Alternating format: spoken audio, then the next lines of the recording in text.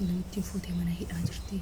Isiniin jedhee ture garuu deebi'ee viidiyoo san kaasee ture. Amma garuu deebi'ee gadhiiseera. Mikiraan kaasiif dammoo hayaatii nagalchuu hedduu jetti. Mijattiin bakka osuma waan hubatiin jarjarti. Amma garuu qorattee yoo naa himtu namoota badee paaspoortiin qabne bira nageessanii warra waggaa 10 as keessatti egaa obboleewwan koo sirriitti waan kanarraa hin barattu jedheetii yaada. Ashamaa kafuun hordoftoota kabajamtoota saanifii TBS kadhatti jalatti argamtanii jirtu bakka jirtanitti nagaan waaqessinii faa baay'atu jecha. Egaa ammoo mucayyoo tana namni hin jirtanii jechuudha warreen miidiyaa fayyadamtanii dura gara biyyaatti galcha jettee turte amma immoo mana hidhaatitti dabarte wanjala guddaa ta'ee jechuudha.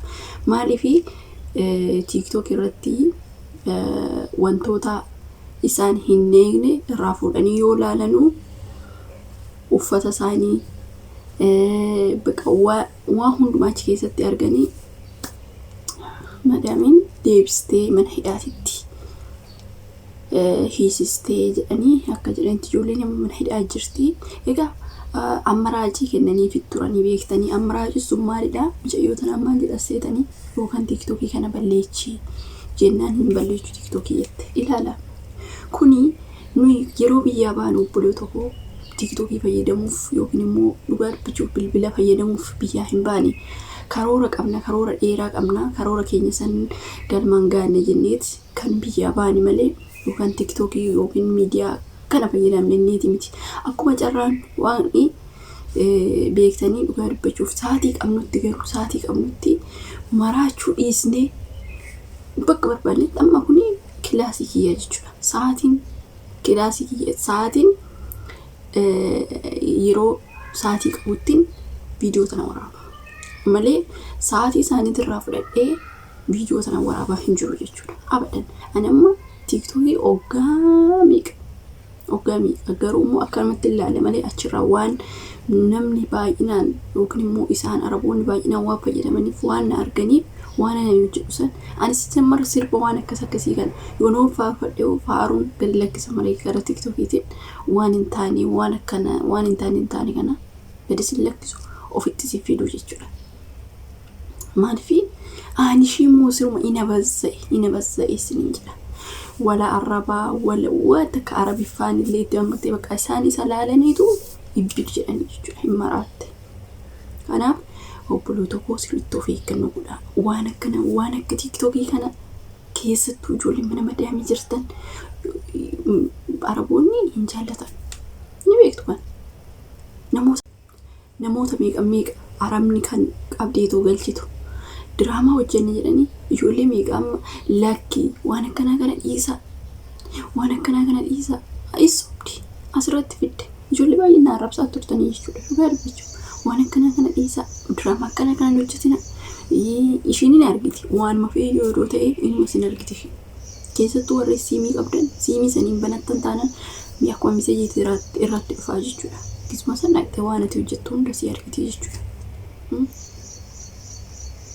Kanaafuu warreen isaan siniif hin eeyyamin warreen waan isin bilbila keessan irra fayyadamtan gaafa sin beekan sin salphisu waan ta'eef kanaaf sirriitti of eeggannoo godhaa. Waan isaanis irraa fagaadhaa. Bilbila keessanii waan barbaaddan hojjechuu dandeessu garuu waan isaanii naasa'ina dhugaa dubbachuuf isaan hin jaallatan waan mata kayyoo akka itti fayyadamtu hin barbaadanii jechuudha. Kanaaf mana madaamii akka jirtu ni beektaa. Waan akka maraatu uffata isaanii fa'a mucayyoon tun dhugaa dubbachuuf inuma salphatte salphina mana hin jedhamne. Waan ishiin afaan ishiitiin jechaa turte sun ishumatti deebi'ee jechuudha. Arrabni ishiin bakka jechi namni namaan hin jedhe jechaa oolti miidiyaa kanarratti. Ani dhugaa dubbachuuf waan biyya arabaatu jirtu natti fakkaanne turte.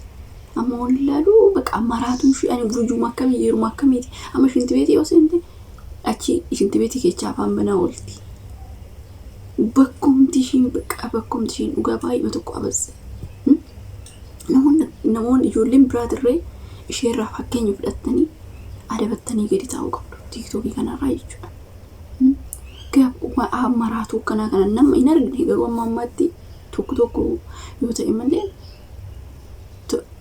yaada yoo namoota intini diraamaa hojjechaa turan diraamaa hojjenne jedhee saamuuni ani nyaata huka keecha gadi godhachuu madrishuu saw isa fuutet gara biyyaatti galchite jechuudha.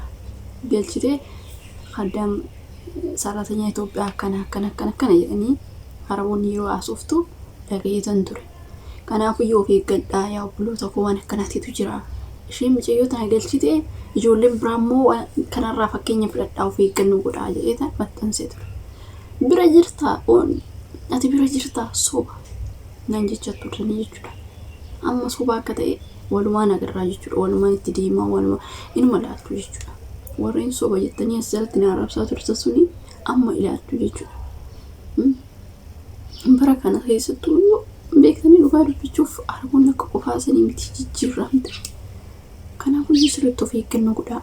Tiktookiin immoo odoo balleechite kun hundi itti dhufu jechuudha mucayyoo kanatti. Osoo balleechite tiktookii kanarraa boodas iimeelii isaa beekte banachuu dandeessi isaan dagachiiste.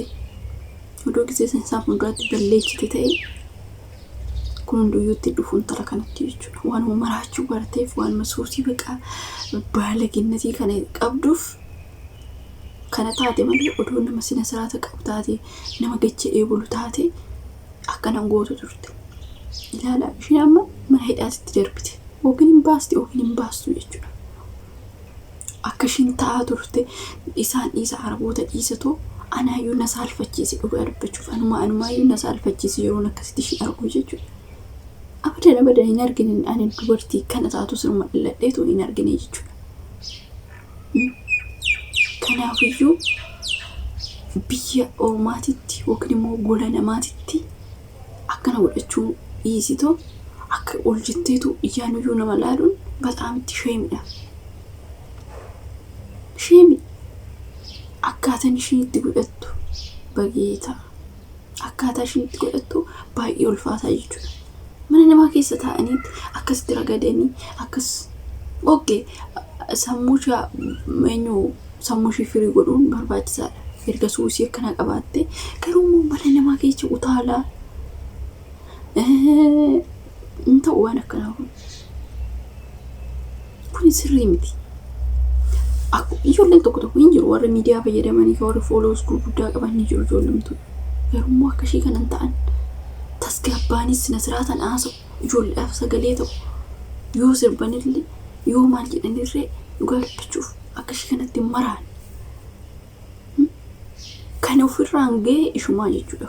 Kan akka erga dhuftee fiilmii ji'a lama keessatti akkan ta'uun booda ooyuu keecha bartee maal jettee waggaa tokko waggaa lama turte isheen inabbaddiyyuu.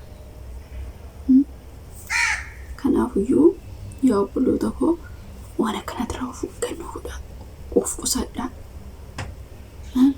Kaayyoof karoora keessan amma galmaan gaattanitti dhugaa dubbachuuf gajjechuun barbaachisaadha. Gajjechuun ikkoo kibiriidha.